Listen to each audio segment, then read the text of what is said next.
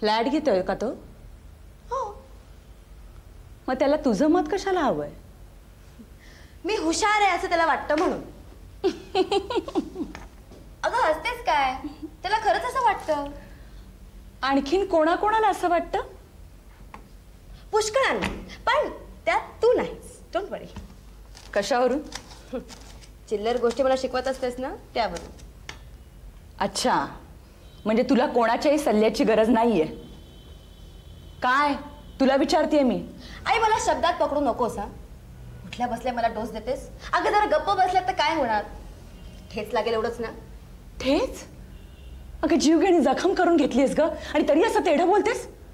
पण माझं मी निस्तरलं. अगं पण हुंदके द्यायला माझीच कूश शोधत आलीस ना.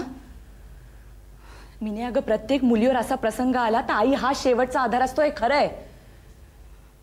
पण असा प्रसंग येऊ नये म्हणून शहाणी मुलगी दक्ष असते. हे तू मला सांगावस. अगं मी केलेल्या चुका तू करायला पाहिजे तसं आहे का? हे कोण हिंदळेकर? चारू पंडितचे मित्र आहेत. मी तुला सेंट जॉर्ज हॉस्पिटलमध्ये बघायला आले होते तेव्हा प्रथम मी त्यांच्या नजरेस पडले. त्यानंतर त्यांनी ओळख करून घेतली. त्यांचं प्रेम आहे तुझ्यावर? असावं. आणि तुझं? माझं कोणावरच प्रेम नाही, म्हणजे लग्नाच्या दृष्टीने म्हणतीये. उपेनवर सुद्धा? उपेनवर सुद्धा. अगं मग तू त्याला सांगून का नाही टाकत तसं? अगं सगळ्यांना माझ्याशीच लग्न करायचंय. मला कर्तव्य नाही म्हणून काय दवंडी पिटू का? हे बघाई, यापैकी मी कोणालाही लग्नाच्या दृष्टीने प्रोत्साहन दिलेलं नाही. आता माणसाचं सुंदर असणं हा काय त्याचा अपराध झाला? ते माझी आराधना करतात, त्यात त्यांचं तरी काय चुकलं? हे बघाई, ते माझ्याकडे लॉटरीचं तिकीट म्हणून बघतात. ही लॉटरी लागली तर लागली, त्याचं तिकीट फाडून फेकून दिलं. नाही, तू योजलेला माणूस या सगळ्यांपेक्षा वेगळा आहे का? मी कोणाला निवडणार आहे ते मला सुद्धा माहिती. मीने, त्या माणसाचं नाव तुम्हाला अजूनही सांगितलेलं नाहीये. ज्यानं तुझ्यावरती अबॉर्शनची वेळ आणली तो. आई, त्या माणसाचं नाव मी तुला कधीच सांगणार. अगं आईवर एवढा अविश्वास? मग कोणावर विश्वास टाकणार आहेस तू? त्या माणसाचा नुसता विचार जरी डोक्यात आला ना तरी दचकून झोपेतनं जागे होते मी. आता का दचकायचं? संकट टळलं ना. मीने, तो माणूस कोण आहे? मग कशाला हवंय तुला त्या माणसाचं नाव? तो हलकट कोण आहे तो मला कळलंच पाहिजे. समज नाव कळलं, काय करशील? सावध राहता येईल. सावध? कुणाला? मीने, नाव सांगणार आहेस की नाही? सांगेन घे मध्ये. ऑफिस मधलाच आहे का? आई, तू कितीही उलटे सुलटे प्रश्न विचार, त्या माणसाचं नाव मी तुला सांगणार नाही. अगं मग कधी सांगणार आहेस? पुन्हा ठेस लागल्यावर का? तसं समज.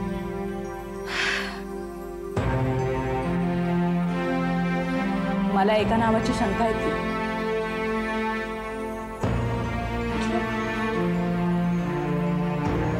सांगेन केव्हा तरी.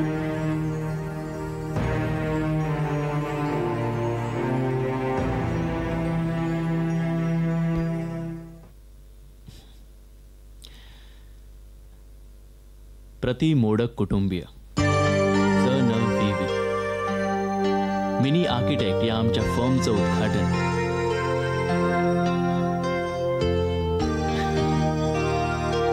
बुधवार दिनांक 29 सप्टेंबर 1971 रोजी विजयादशमीच्या मुहूर्तावर होत आहे. या दिवशी आपण सगळ्यांनी उपस्थित राहून आमच्या या उपक्रमाला शुभेच्छा द्याव्यात ही विनंती.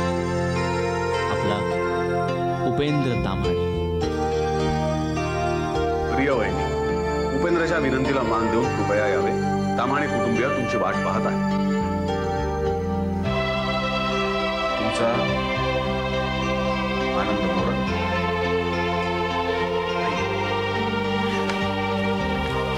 Thank you sir.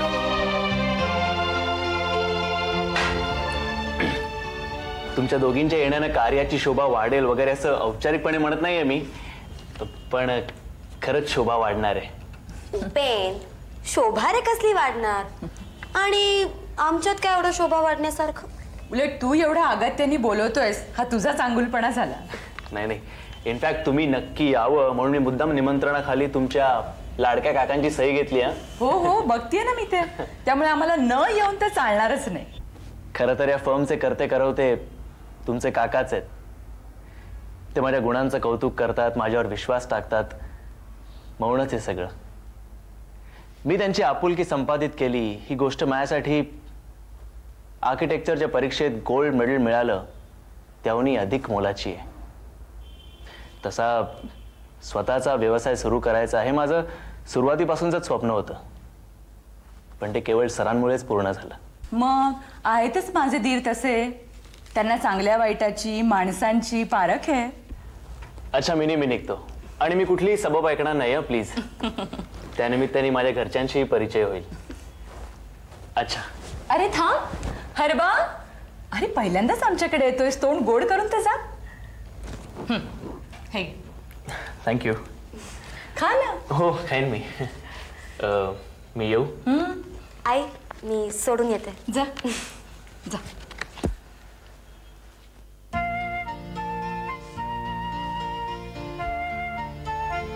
By the way mini, माझी बहीण तुला भेटायला खूप उत्सुक आहे. माझी धाकटी बहीण अनार. अनार. How sweet. बॅडमिंटनची ज्युनियर चॅम्पियन आहे. कदाचित तिचं नाव तू पेपरमध्ये वाचलंही असेल. हो पण ती का एवढी उत्सुक आहे? सहजच ना, कारण मला खेळातलं काहीच कळत नाही. पण तिला सौंदर्यातलं कळतं ना. मी तुझी खूप स्तुती केली आहे. कशाला ती उगाचच अपेक्षा भंग व्हायची. सगळ्यांच्या अपेक्षांना पुरून उरणं हीच तर तुझी खासियत आहे. ओपेन असं म्हणालात तर मी उद्या येणार नाही.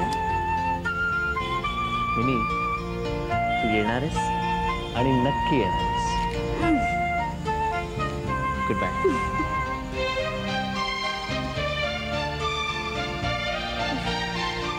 सॉरी भैया, दसऱ्याला येऊ नाही शकत. रागवू नकोस. अरे पण का नाही येऊ शकत? उपेननं तुला एवढं आग्रहाचं निमंत्रण पाठवलंय आणि ऐक ना, रागवू नको रे. तुला एक आनंदाची बातमी सांगायची. आपलं वियर्ड बॅकग्राऊंडच्या डिझाईनचं काम आहे ना, बहुतेक जमणार असं दिसतंय. म्हणजे डिझाईन तयार झालं? अरे अजून ब्लोअप करून प्रिंट काढायचं आहे, पण काहीतरी भन्नाट होणार. हे बघ लालजी, मलाही यात आनंदच आहे, पण त्याचा उपेनच्या फंक्शनला न येण्याशी काय संबंध आहे?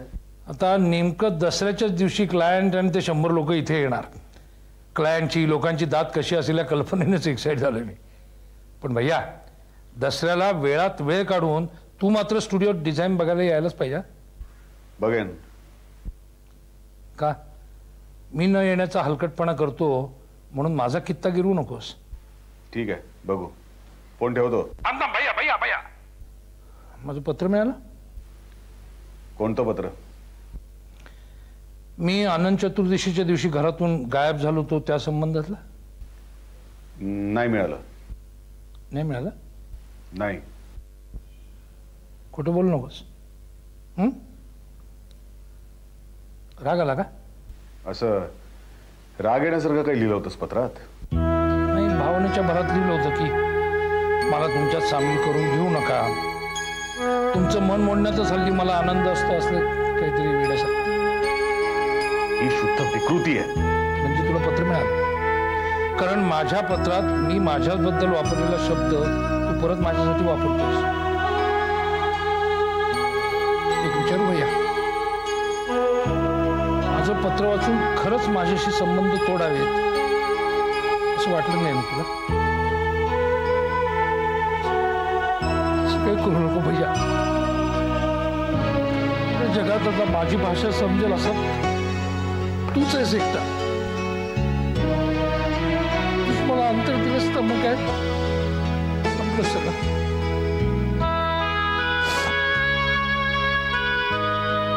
एक मिनिट. आणि उपेनला, माझ्या भावी जाव्याला माझ्या घरातलं माझं स्थान नक्की काय आहे याची कल्पना दे.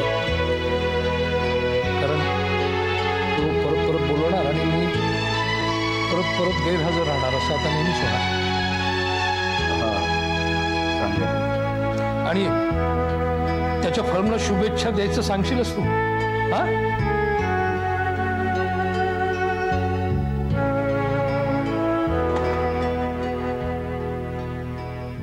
सॉरी मिरी, एवढ्या रात्री फोन केला.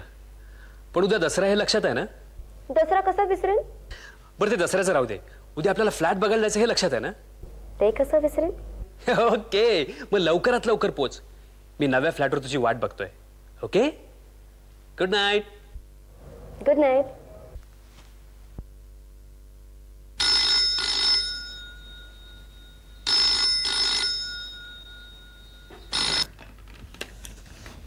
Hello. Hello, good morning good morning. And happy Dussehra. Happy Dussehra. Same to you. Sorry मी इतक्या सकाळी सकाळी फोन केला, पण म्हटलं दसऱ्याच्या शुभेच्छा द्याव्यात आणि आठवणही करावी. कसली? आज वेळेत पोचताय ना? आम्ही सगळेच वाट पाहतोय. हो, मी वेळेवर पोचेन.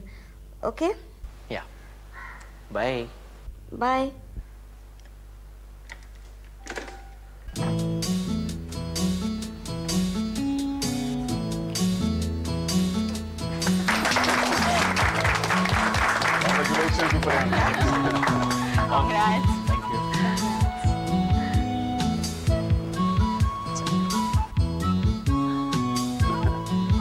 काय विनय, कसं वाटतंय? एकदम टॉप.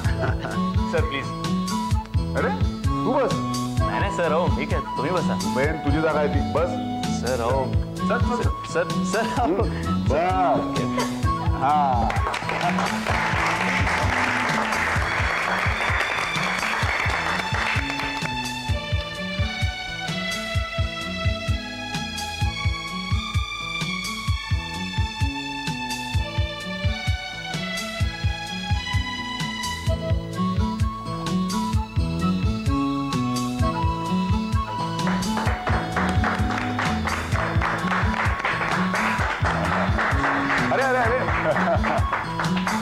राहू दे. उपेन, आजच्या दिवशी काहीतरी बोल. सर मी. हो, अरे बोल बोल.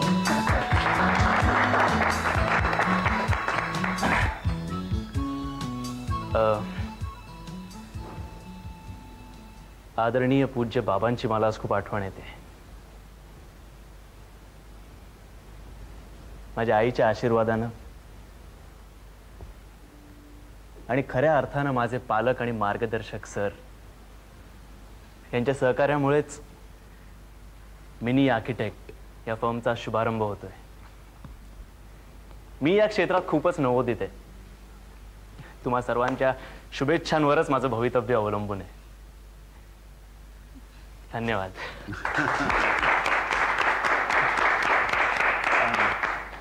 आता मी सरांना विनंती करतो की त्यांनीही 2 शब्द बोला.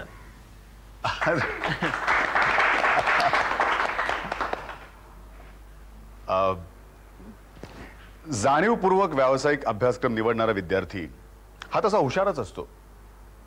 गरज असते ती त्याला संधी उपलब्ध होण्याची. ही संधी देण्याची संधी मला मिळते इतकंच.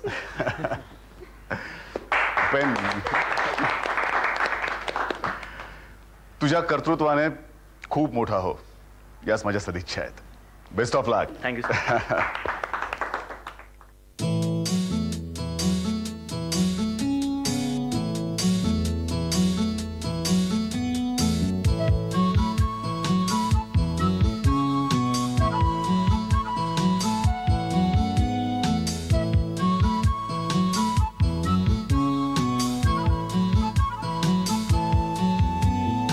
नंदाजी, तुमच्या लाडक्या पुतणीला जरा फॅशन कमी करायला सांगा. आज काय नेमका अवतार करून आली आहे. केस काय मोकळे सोडलेत, कपडे काय घातलेत. त्या सिनेमा नट्यांची कशाला नक्कल करायला हवी? तो उकिरडा एवढं सुद्धा कळत नाही का? आता जरा तूच तिला एकदा समजावून सांग. मुळात तिला फॅशन्स हव्यातच कशाला? तिला सांग फॅशन्स मी तुझ्या रूपात उणेपणा येतो म्हणून. आणि नेमकी अशा कपड्यात असताना उपेनच्या घरच्यांची ओळख होते. तुला सांगतो, उपेनला इतकी फॅशन केलेली अजिबात आवडणार नाही. आई अनार, ही मिस मिनी मॉडर्न. मी तुम्हाला जिच्याबद्दल बोललो होतो ना, तीच सरांची लाडकी पुतणी. आमचा उपेन नेहमीच तुझी तारीफ करत असतो. म्हटलं एकदा प्रत्यक्षात दाखव तरी मिनी मॉडर्न कोण आहे ते. आई, उपेनला जरा जास्तच कौतुक करायची सवय आहे. छे छे, आमचं नाही कधी कौतुक करत. असं कसं? मला किती कौतुकानं सांगत होते की माझी धाकटी बहीण बॅडमिंटन चॅम्पियन आहे म्हणून. ते आपलं उगाच. पण उपेन, एका बाबतीत मला तुमचा राग आलाय. हा, का? काही चुकीचं बोललो मी? चुकीचं तर नाही, पण अर्धवट माहिती दिली. तुमची धाकटी बहीण बॅडमिंटन चॅम्पियन आहे हे तर सांगितलं, पण ती इतकी सुंदर आहे ही माहिती का लपवली? अच्छा, ते होय. तेवढ्या बाबतीत मात्र ती माझ्यावर गेली आहे. आई, मी मिनीच्या आईची तुझी ओळख करून देतो. ये ना. एक्सक्यूज मी, मी आलोच. नाही, मी काय म्हणत होते, सावंत. मॅडम, सावंत नाही, कारखानीस. हे कीर्तन आहे. अच्छा. आम्ही काम करतो भैयासाहेबांच्या ऑफिसमध्ये. अच्छा. मॅडम, बर्फ आहे का तुम्हाला सरबत? नाही नाही, नको नको, थँक्यू. आई, ही मिनीची आई, ही माझी आई. नमस्कार. मिनीचे वडील खूप मोठे फोटोग्राफर आहेत. आई, अच्छा. आज जरा त्यांना काम होतं ना, म्हणून ते येऊ शकले नाही. अच्छा, पण तुम्ही आलात फार बरं वाटलं. अरे नाही, कसं येणार, भैयाच्या साईचं निमंत्रण घेऊन आला होता ना. हा,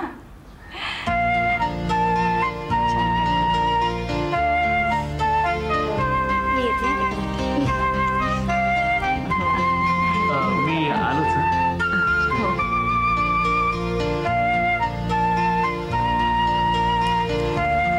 मिनी, तुला माहिती आहे, आजच्या कार्यक्रमात तू सगळ्यात जास्त उठून दिसतेस. तुझा dress, strength makeup, your hairstyle सगळ्यांचं लक्ष वेधून घेतं. आणि मुख्य म्हणजे हे सगळं मॉड असून सुद्धा त्यात कुठेही वल्गॅरिटी नाही. थँक्यू. मनापासून बोलतोयस ना? ऑफकोर्स. माझ्या आईची आणि बहिणीची रिॲक्शन नाही पाहिलीस तू? मला नाही काय म्हणाले. त्यात म्हणायला कशाला हवं? त्यांच्या चेहऱ्यावर साफ दिसते. तिच्या सौंदर्याने तिच्या दोघींनाही भर घातली. उपेन, आता दुसरं काय बोलायचं का? Okay okay. You know what mini, you extremely beautiful. Upen. भैया, उपेननी फॉर्मला मिनीचं नाव कशाला दिलं? नाही म्हणजे नाव तसं सुटसुटीत आणि सोपं आहे, पण म्हणजे लोक काय म्हणतील? उपेन म्हणतो आपल्या मिनीची ओळख होण्या अगोदरपासूनच त्यानं मिनी हे नाव ठरवलेलं होतं. म्हणजे मिनी स्कर्ट, मिनी लँड यासारखं नाव आहे म्हणे. याला काही अर्थ नाही. हा, म्हणजे असा काहीतरी खुलासा तयार ठेवावाच लागतो. नाही हो, खरंच. मागे एकदा इंदूकडे तू याबद्दल काहीतरी बोलला होता. आपण ज्या मुलीवर प्रेम केलं तिचं नाव आणि आपल्या फर्मचं आधीपासूनच ठरवलेलं नाव एक असावं, यात नियतीला काहीतरी सुचवायचं आहे असं त्याचं म्हणणं आहे. आणि तुला काय वाटतं? मलाही हा योगायोग अगदीच निरर्थक वाटत नाही. हॅलो. हा भैया, लालजी. डिझाईन तयार झालं? अरे डिझाईन झालं, क्लायंट बघून गेला. भैया, आज कुठल्याही परिस्थितीत तुला स्टुडिओमध्ये येऊन डिझाईन बघून जावं लागेल. काय म्हणाला क्लायंट? येडा झाला. अरे नाचत सुटला अक्षरशः. मी असलं काहीतरी करीन याची कल्पना नव्हती त्याला. खरंच? Hearty congratulation Lalji. मी ते अनाऊन्स करतो. नॉनसेन्स. मंजू समोर तिला काय आहे का त्याचं? ते सोड. फंक्शन कसं झालं? झालं नाही, अजून चाललंय. अरे बिझनेस पार्टी होण्याऐवजी उपेन मिनीचा बघण्याचा कार्यक्रमच झालाय. आणि लालजी, आजच्या फंक्शनची मिनी क्वीन आहे. अरे सामान्य मंडळी तर ती घरच्यासारखी मिसळून गेलेली आहे. तू अजूनही 10 मिनिटं येऊन जाऊ शकतोस. नाही रे, अरे डिझाईनचे कॉपीज काढायचे. बरं, जेवणाचं काय केलंयस? हे काय, चतुरलालनं अप्रतिम चिकन सँडविचेस बनवलेत.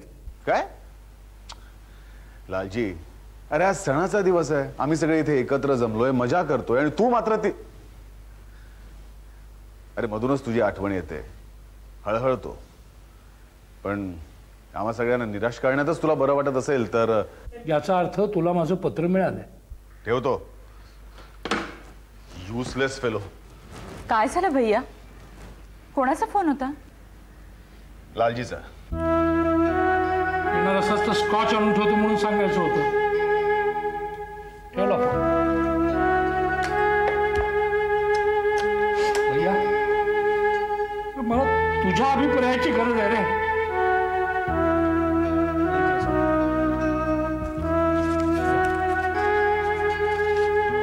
बस स्कॉच कितना कितना है येत नाही म्हणतोस ना.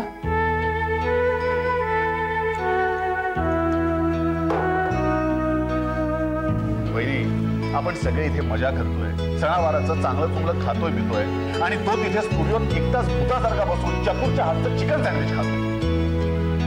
कसं गरम याला त्या स्टुडिओत.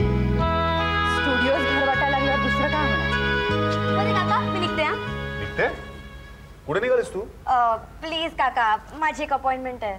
लाज नाही वाटत? भरल्या पार्टीतून सरळ जाते म्हणून सांगतेस?